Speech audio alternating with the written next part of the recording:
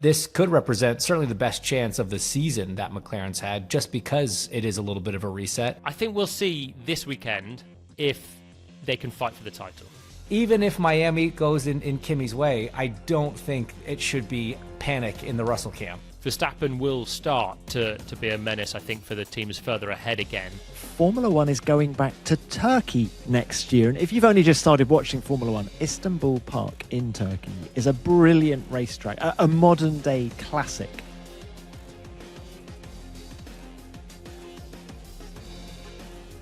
F1 is back, and everything could be different.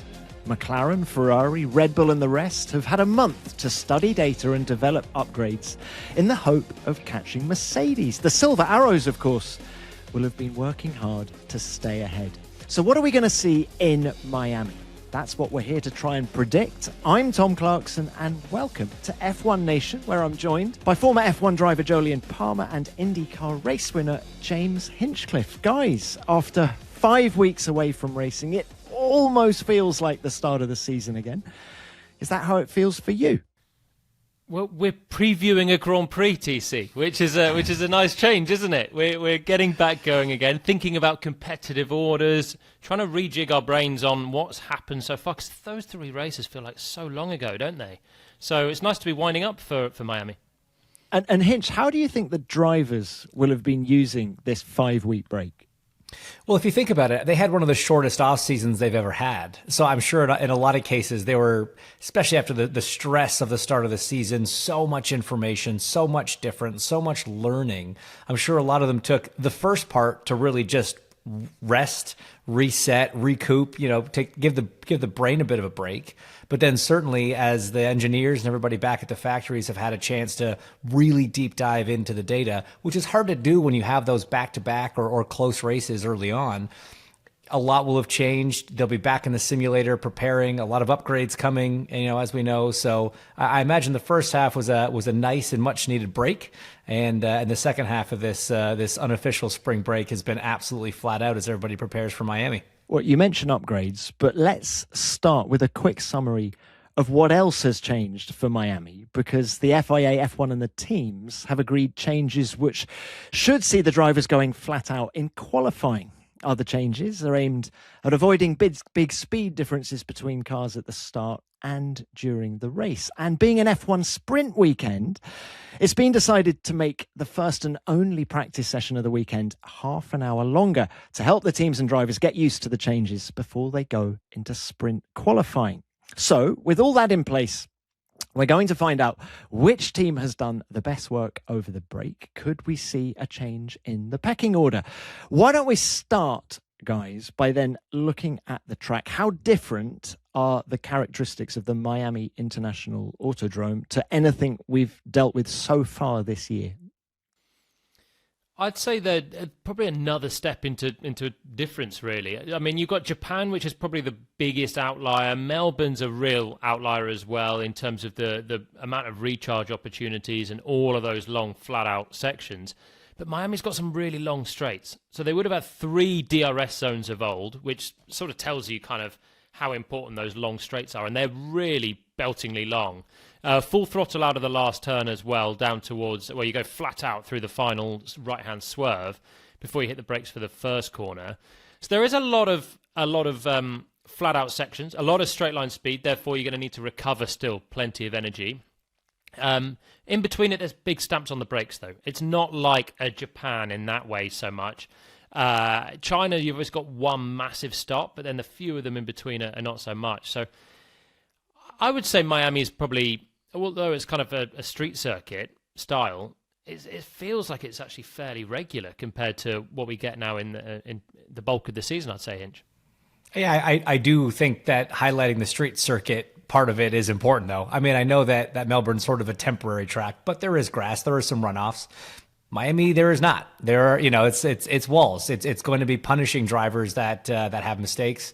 And in that section, those S's sort of in that first sector there are some kind of blindish corners, which, we've talked a lot about some of the closing rates. And this is going to be one of the first tests, I think, of is anybody going to get caught out by that when you have a little bit more of a racetrack with some blind corners?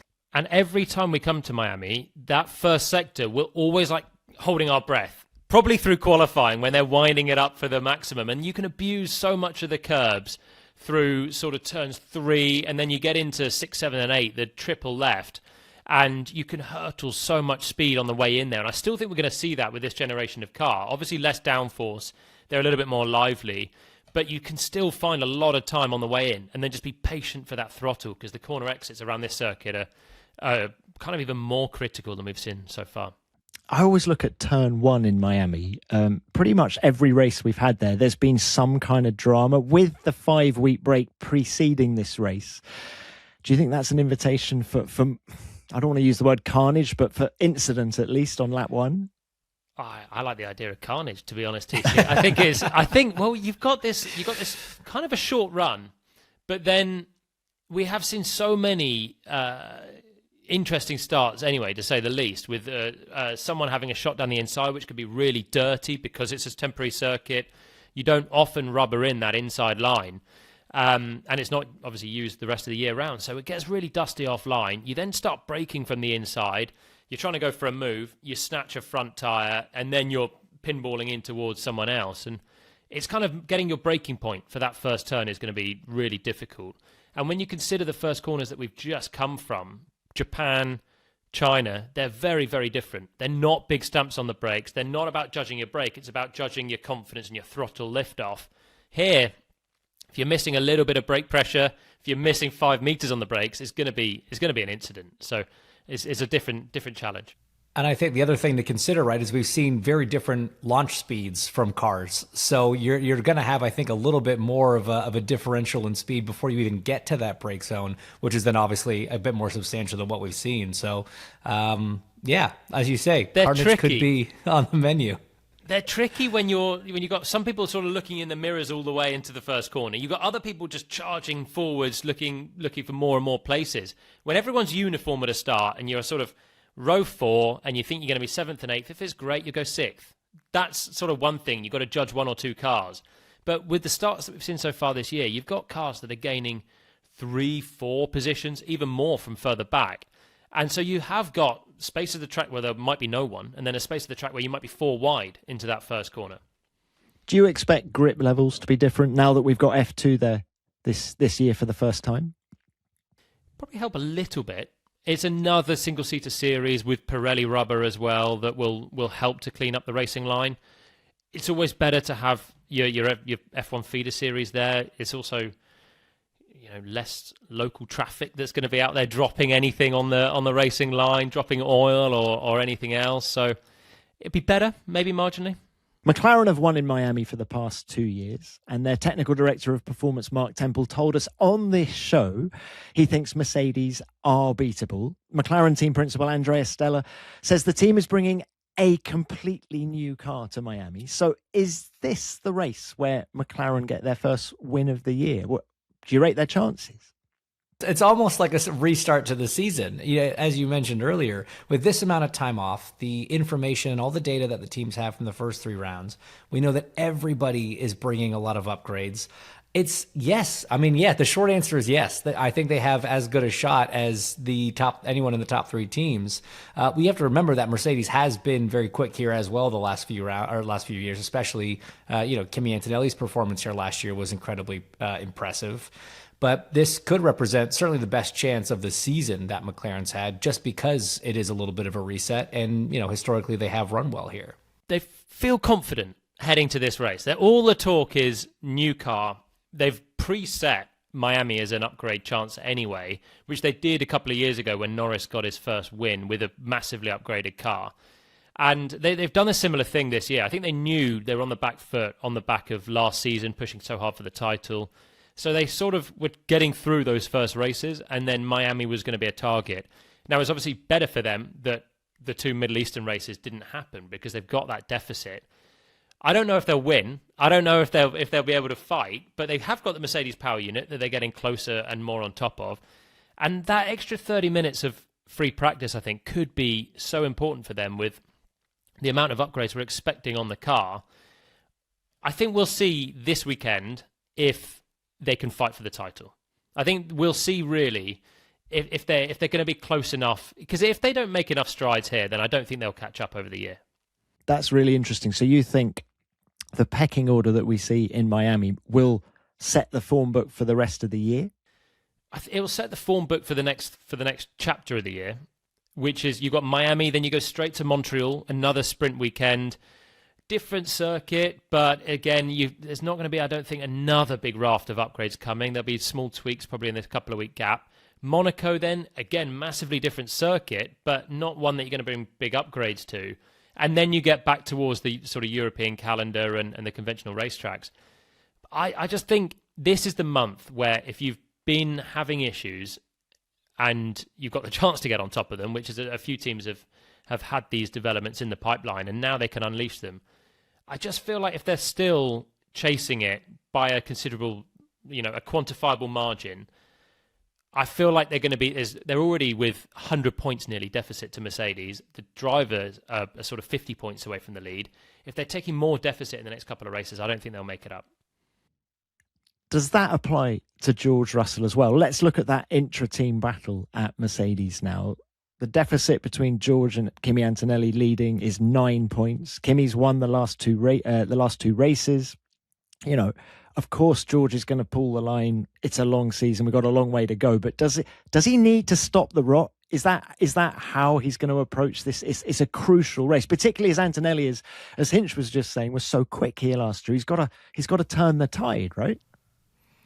He does, but I don't think it's quite as pressing time-wise as people are making it think. We're in round 4. There's a lot of racing to go. Just look back last year. After the summer break, you had a 34-point deficit between Piastri and Norris. And by Mexico, Norris had taken the championship lead back. So a 9-point gap in Miami, I don't think should stress anybody out. Yes, you don't want Kimi getting too much confidence. You don't want him winning in every type of circuit and getting on too much of a roll. But I even if, sort of like Piastri had that string of tracks that didn't suit him particularly well in the latter part of last year, and it sort of added to the drop in performance right as Norris was peaking. If Kimi is particularly good at Miami, fine. Is he going to be good at Montreal? We don't know. He did okay there last year, but so did George. He did better, right? So again, even if Miami goes in Kimi's way, I don't think it should be panic in the Russell camp. I think they just need to, more than anything, is stay cool, stay calm, do what he does. He's been driving so well at the tail end of last year. I mean, really all last year, started this year. Again, everything Kimi's done well, he has done very well, but there have been little asterisks beside both, China and Japan. So if I'm Russell, I'm trying really hard not to panic because he and the team are doing great. They just need to focus and not let the success Kimi's having, kind of get to them. What was the asterisk next to Antonelli's win in Japan? I understand the China one in that George had problems in qualifying and Kimi got the pole and then took the win. But what was it in safety Japan? car? Because Kimi was quicker than George pretty much all weekend, as far as I could make out. Right, but the safety car. Oh, well, sure. But I think as much as the result, it was the speed of Antonelli that will have worried George, right? Yeah, for sure. I mean, he definitely had pace, and once he got to the front, it's not like anybody was going to touch him.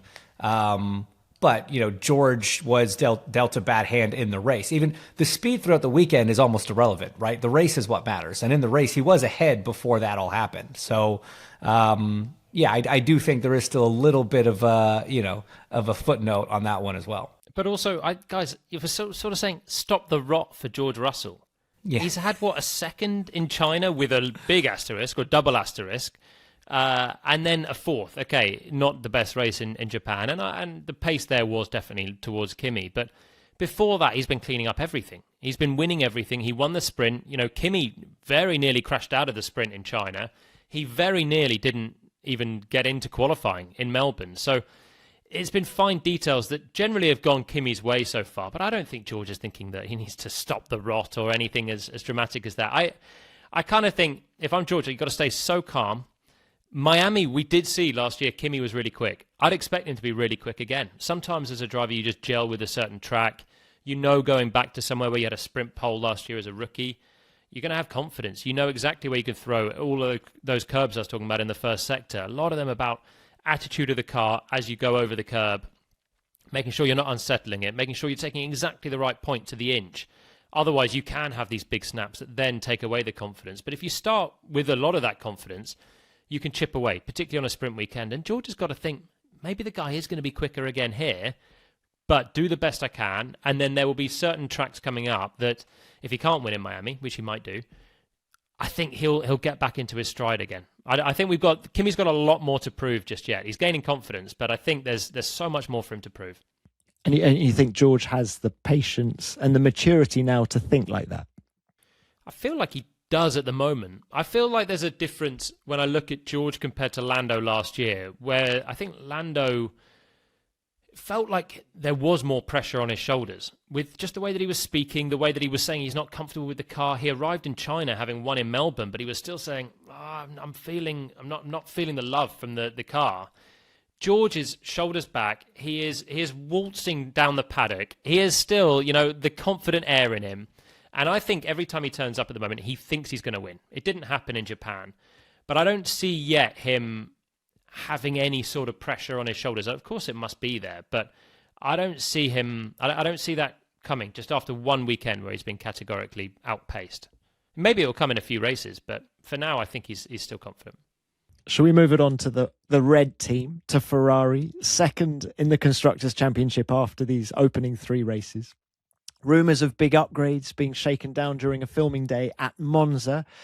I mean, they've been quick. Both drivers have finished on the podium, but they felt quite a long way off a win, in my opinion. Guys, do you think this 5-week break has given them enough opportunity to really challenge in Miami? I don't know. I think Miami's not going to be one that they're going to be expecting to fight for the win just yet. I know there's a big load of upgrades coming for them. That's exciting. I also that they've had this confidence through the start of the season that they know something good is coming on the car, and this is probably going to be the arrival of it in Miami. The thing that I see with Ferrari is that they've already got a really good car. The chassis side, that's where the upgrades are going to be coming. More aerodynamics. More downforce, hopefully more performance. But what they really need is a bit more grunt for Miami. And again, talk about those long straights. I just think a little bit like they struggled in Japan on the 3 long straight sections there. I don't know if they'll be able to add enough downforce to what's already a really good car. With everyone else, McLaren bringing upgrades, I'm sure Mercedes will be moving forward as well. I don't know if they'll be able to completely overcome Mercedes at Miami. Maybe they will. We will find out. We're all just punting.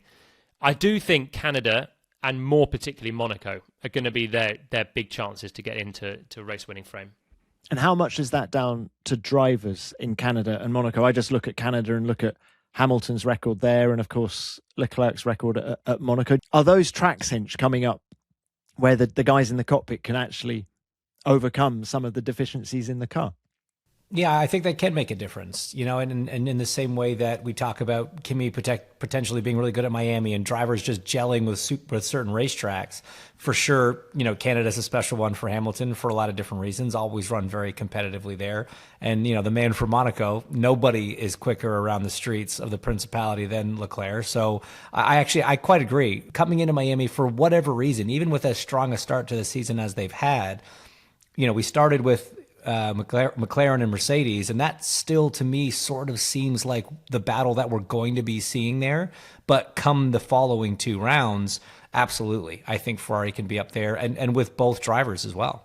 So the big thing for the next 2 is that recharging the battery is just going to be basically for free on Montreal. You've got some short straights, some punchy little straights, but you've got so many big braking events. It's always the sort of circuit where you're on the limit of cooking the brakes.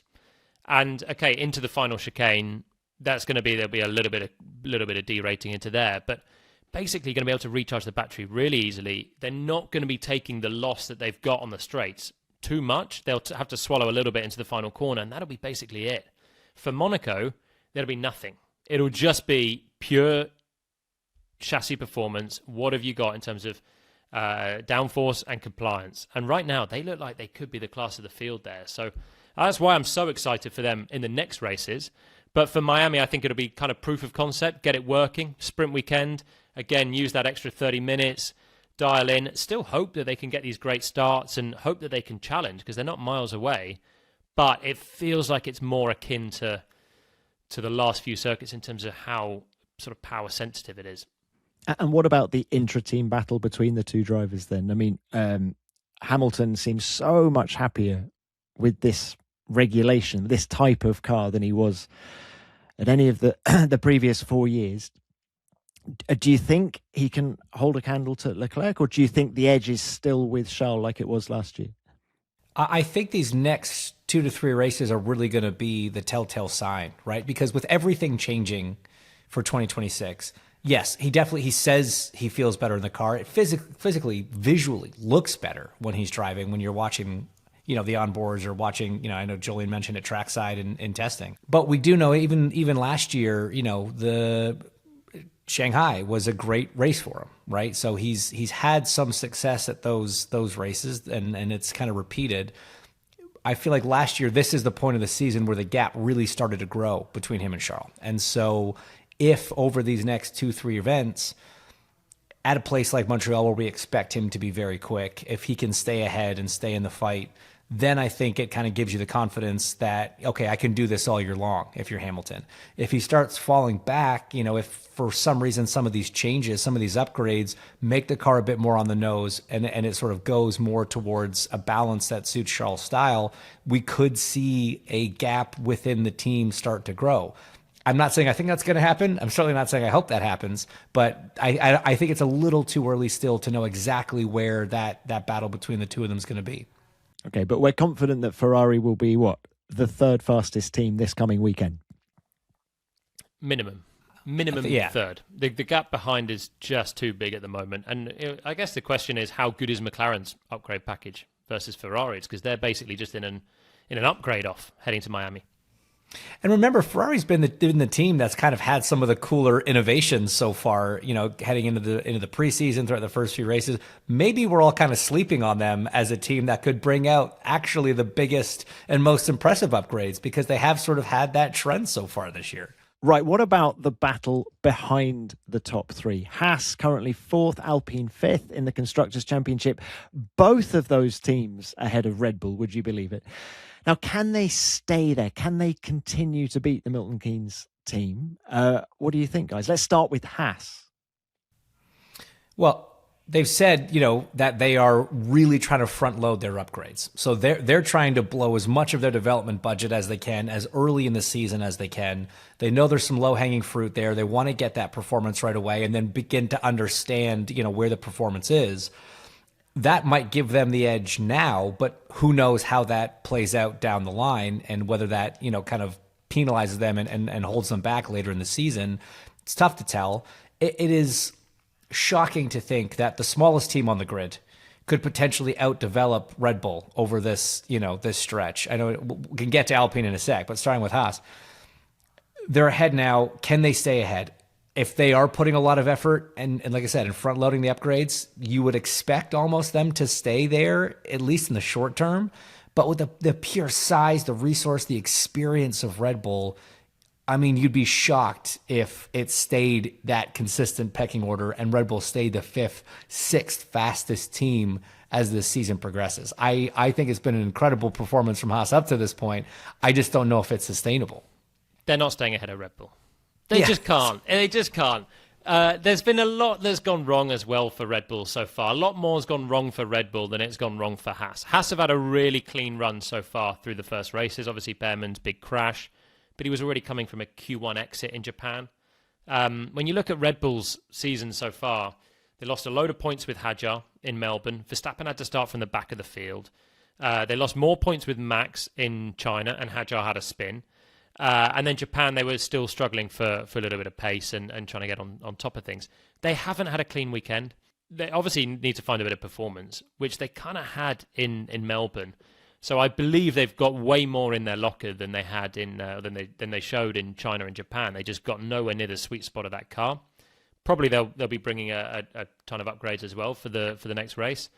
They've obviously already bought a few to Japan, which didn't really look like they paid off.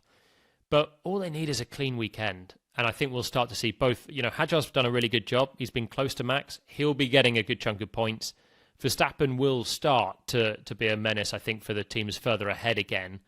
I just can't see, as great as Haas have been, as good as Gasly's been in Alpine, it would be a shock if they could really take a fight to Red Bull so far. And the Red Bull power unit is good. And you really feel that Haas and Alpine could have done with those two Middle Eastern races, right? Before Red Bull hit their stride, they needed the points from those two races, didn't they? With the resource that Red Bull have got, you don't want to give them a month to pour through data, work on the car, bring new parts. I know they've had a lot of people leave, and we did the whole podcast special about GP and the Exodus.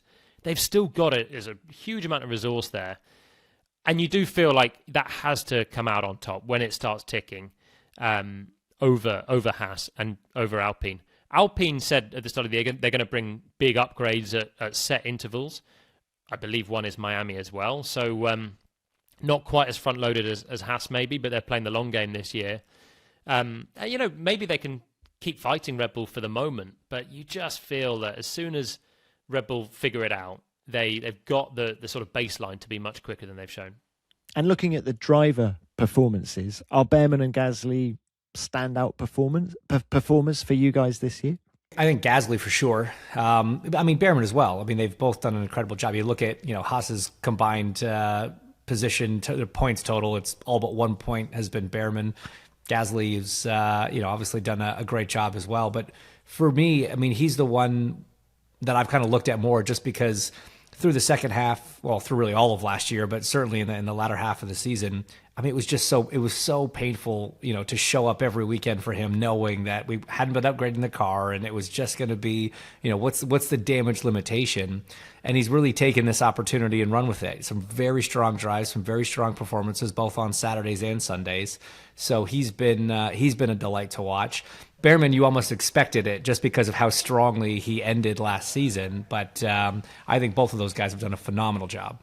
And they both seem so happy and at ease with life this year as well.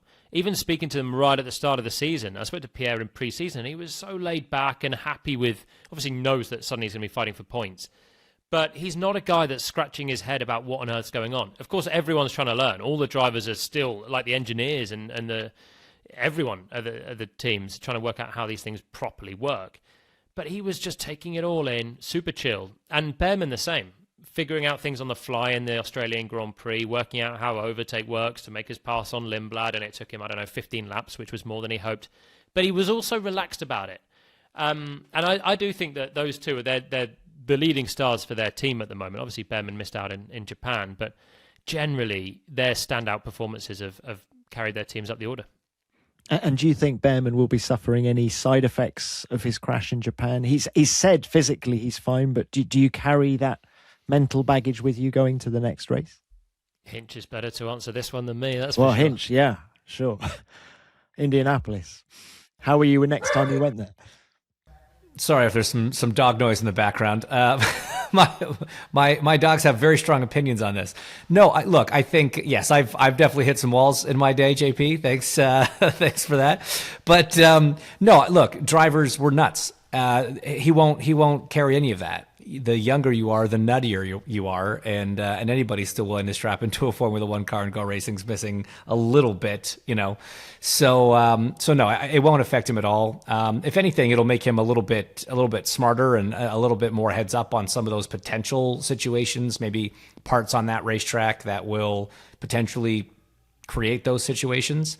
Obviously, they've made some changes to try to mitigate the speed, deltas that we've been seeing. But no, he's shaking that off. The knee's healed. The bruise is gone. He's ready to go. And Colapinto is going to turn up in Miami full of emotion and adrenaline after his show car run in Argentina over the weekend. He's an emotional guy, a passionate guy. Do you think that will help him reach new heights? I imagine he'll walk into Miami feeling like he is the next coming of Ayrton Senna suddenly, or Juan Manuel Fangio, let's say. When the support he has from his local crowd is incredible, and that's when you're not in Argentina. So taking that show run in Buenos Aires must have been pretty spectacular for him. It's going to be. he'll have a bit of confidence, but in the end, there's been quite a big gap between himself and Pierre so far. So he'll turn up confident, but if you can't put it on paper, let's say even on the first run or two of free practice, you fall back into that rot. So he has to use that and thrive off that Argentinian energy straight away. Okay, now we've discussed Red Bull Racing already, but can we talk about Racing Bulls, who are just 2 points behind the big team? Execution-wise, they've been exemplary so far this year. They're bringing an upgrade to Miami. Just how much do you think they can achieve? There's so many unknowns heading into Miami. Like you say, I think from an execution standpoint, they've done very, very well, especially with two young drivers. You've got Lawson with some experience, but certainly not much. If that's the veteran in your team, that's saying something. And Lindblad as a rookie, I think the two of them have done a really good job dealing with all the changes, dealing with everything that's been new. But and the team, again, like you say, has executed with the package they've got. I do not think it's as strong a package as a lot of the cars in front.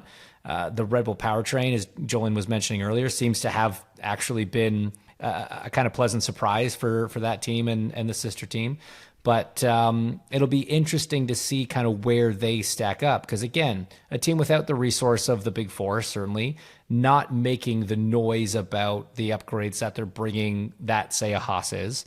So I'm curious kind of where they stack up. It could be a weekend where they might actually fall down a little bit if they haven't kept up on that development side, or they've planned their developments a little bit more spread out over the next 5-6 races. I think also they're a team that have probably come close to maximizing their potential in those first races, at least with one car each time. When you look through their results, 8th, 7th and 9th for Racing Bulls, when you think of the top guys being too far away, we're already speaking about Haas and Alpine being very strong, but Racing Bulls have always been there with at least a couple of points out from each Grand Prix.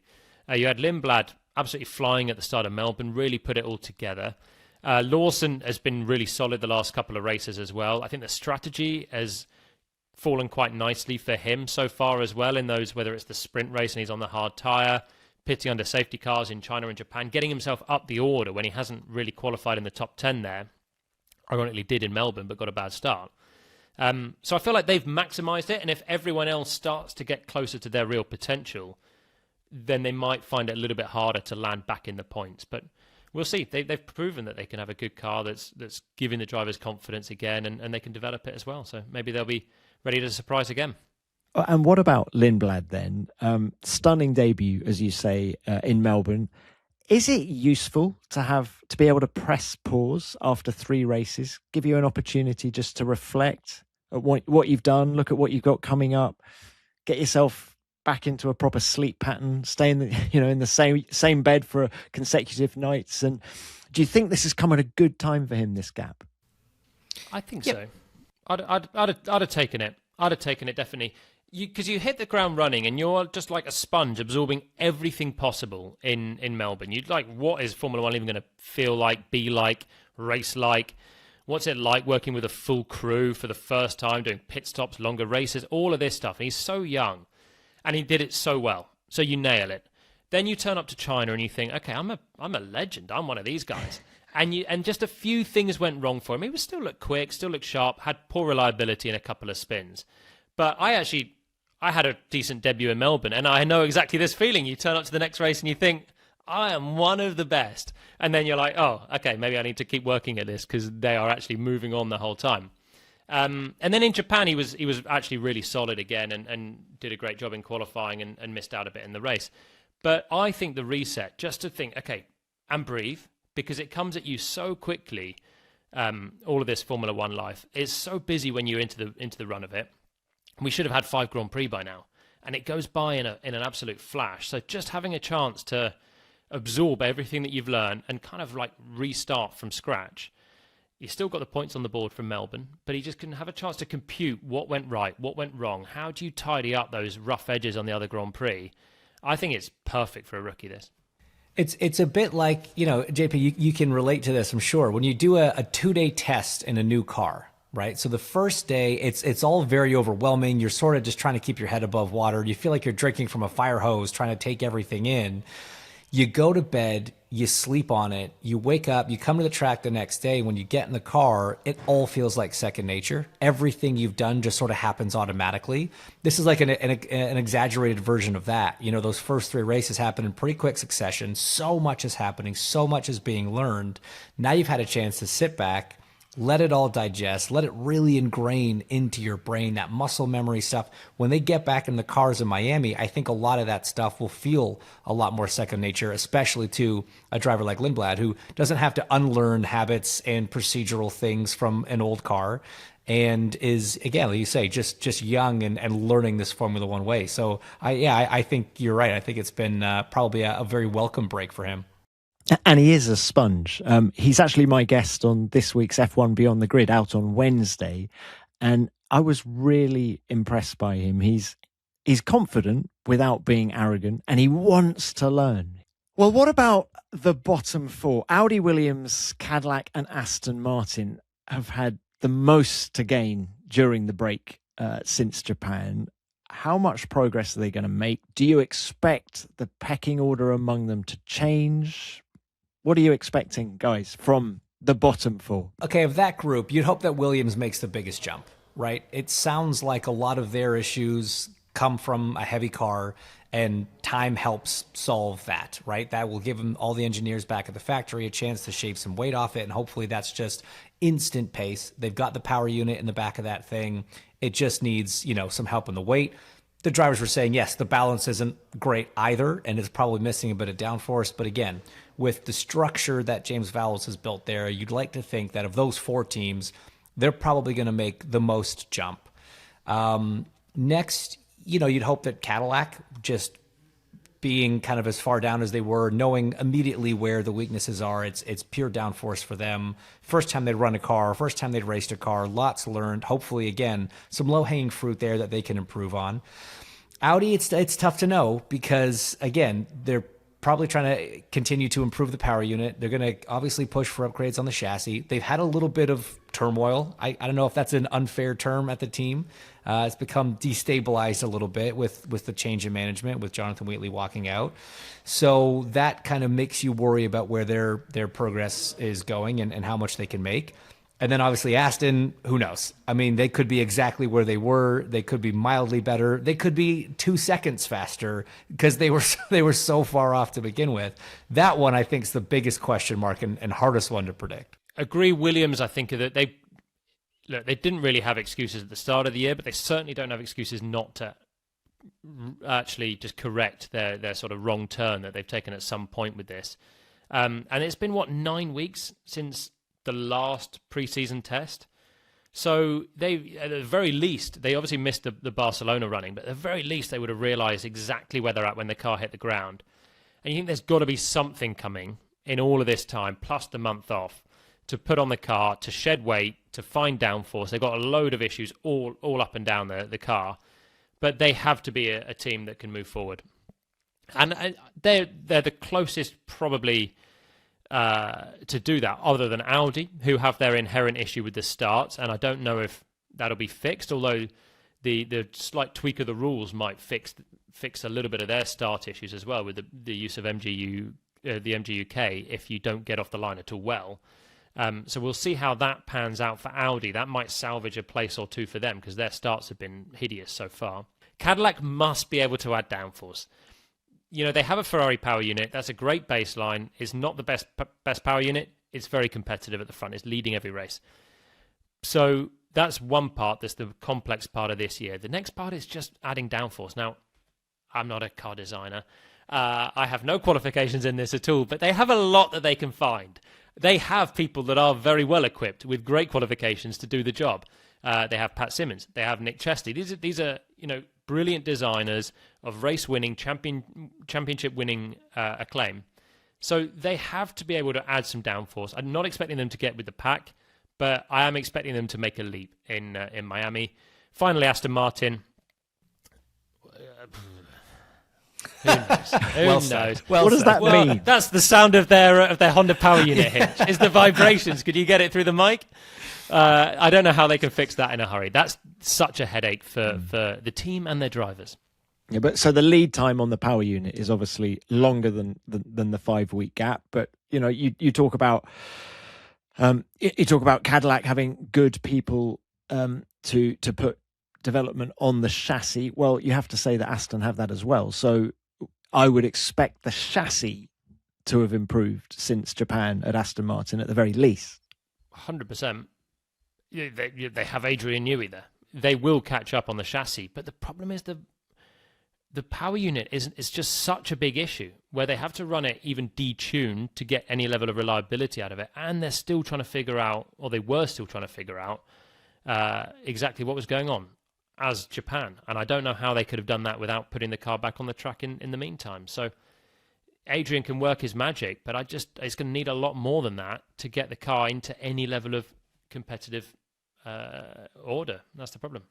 Now, Hinch, you talked about the management changes at Audi and Jonathan Wheatley, team principal, leaving after the Chinese Grand Prix. That all happened. But actually, news at the end of last week is that Alan McNish is coming into Audi to stabilize the camp. He's now their racing director. He's got great Audi heritage. He's raced for them for 25 years. He's been the team principal of their Formula E team. He won the World Endurance Championship for Audi back in 2013. He's in charge of their driver development program. So he's been embedded inside that team since the start of the Audi project, quite frankly. And he's now being recognized as the guy leading the team trackside, which is very much what Jonathan Wheatley was doing when he was there. So I feel things are starting maybe to settle down actually at Audi, and we might start to see them make a little bit of progress with McNish there. I worked with him in the past at the BBC. He's got a great racing brain. There's nothing he doesn't know about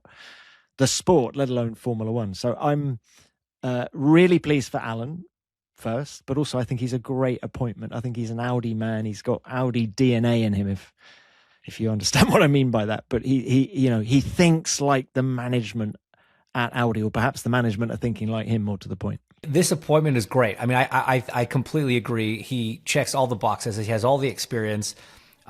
Because he hadn't been as forward-facing on the Audi program, I almost feel like his appointment here was sort of like his F1 driving career, where it was maybe a bit later than it could have been, and sort of a little bit out of nowhere, but well-deserved in both cases.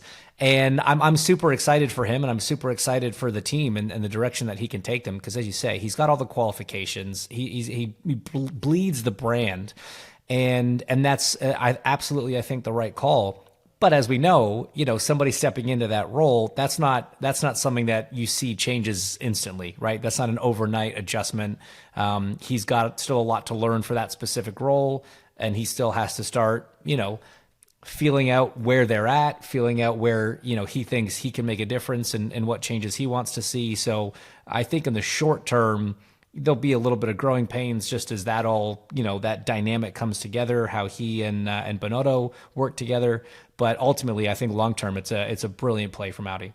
Just as drivers, did you prefer reporting to an ex-driver yourself? Did you feel they understood your needs better than someone who hasn't actually been in the cockpit? It helps. I always did. I liked driving for former drivers for sure. I raced for Michael Andretti for a long time. That was always a good boss to have in that sense, because you speak the same language. They've had that experience. So I've always kind of liked having that dynamic. I don't know about you, JP. Never had it. Always had. Fred Vasseur, Cyril Abiteboul. Always had non-drivers. I would have liked to report to a driver, because you do talk, the language is just slightly different, isn't it? When you report back to a driver and they get what you're saying in fewer words, I feel like you could just do a little hand motion and they understand what the car's doing. And for my money, there's not enough former drivers that are team principals. Used to be a bit more of a thing, didn't it, back in the day? You had Jackie Stewart taking over at Stewart Grand Prix. You had Alain Prost taking over a team. Niki Lauda, of course. All the TPs are moving to engineering backgrounds. I know. Which we certainly do not have. Back the drivers. Yeah. But guys, I'm not even talking about from an engineering point of view, from what the car's doing. It's more, outside of the garage in a way. It's kind of like, guys, here we are. How are you dealing with the pressure? I know what you're feeling. Can we sort out, the logistics better for you? It's almost, do they understand that bit better? 100%. because they've done it, and McNish has been there. He's raced in Formula One. He knows.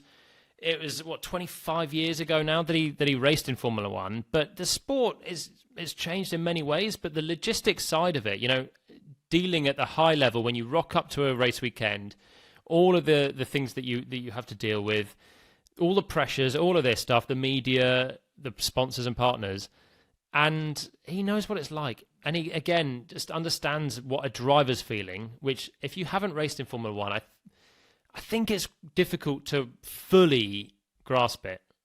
And he's a smart guy as well, Alan McNish. I think he's a great hire because he's been around, as you say, he's been around motorsport for such a long time. Anyone who's had his success at Le Mans is a thinking driver. He's a smart, intelligent guy that can work out things on the fly and adapt. And I think he's the obvious hire. He's a great hire.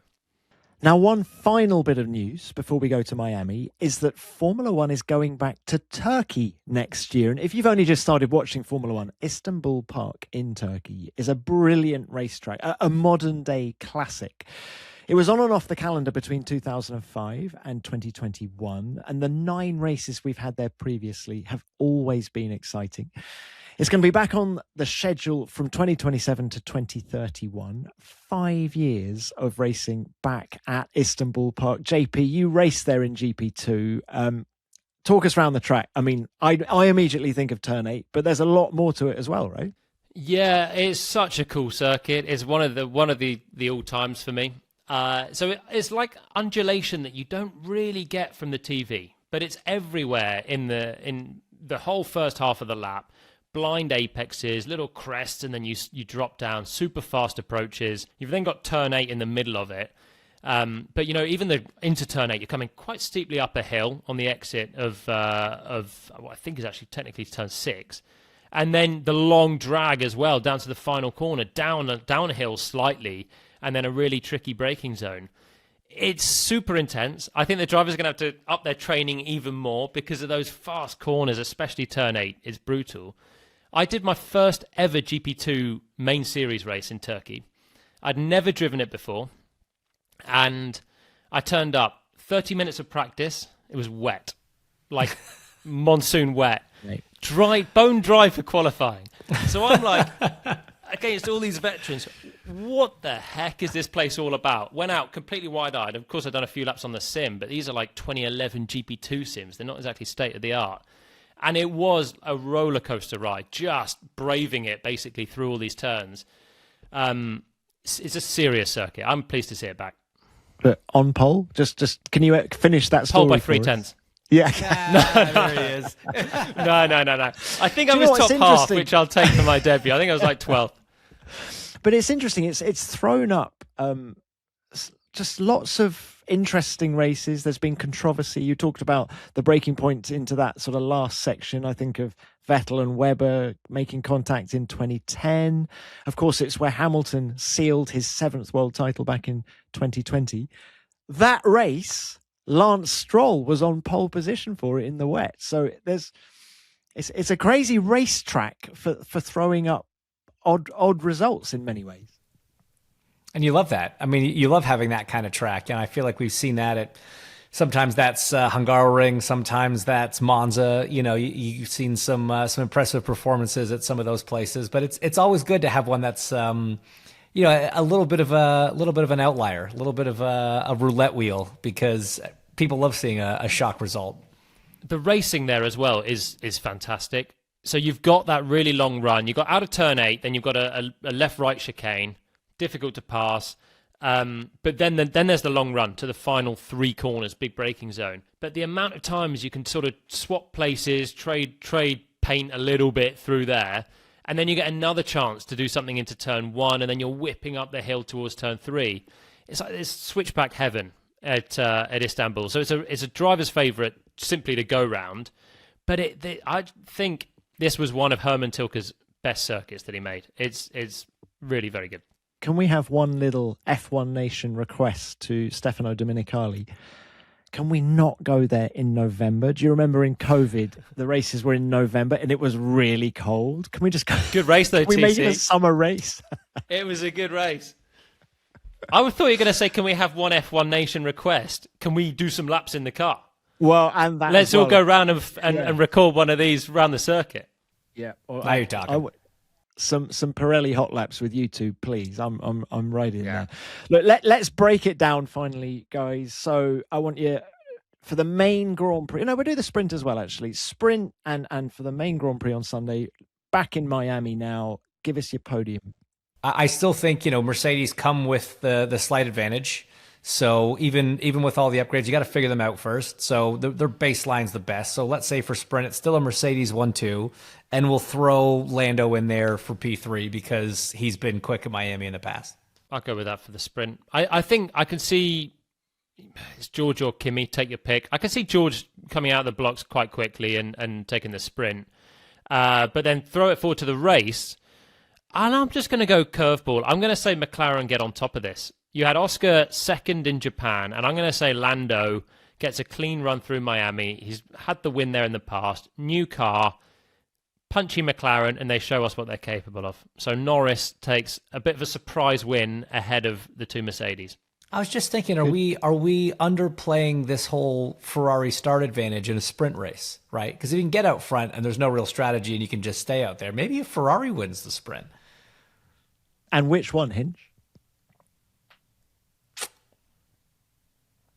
I'd say Leclerc. Street circuit connoisseur, so to speak, potentially. But I don't hate your Grand Prix prediction.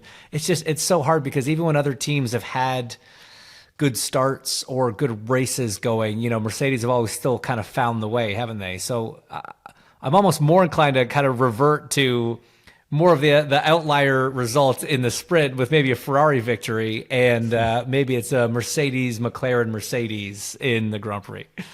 Mercedes have got to see if they can get off the line still.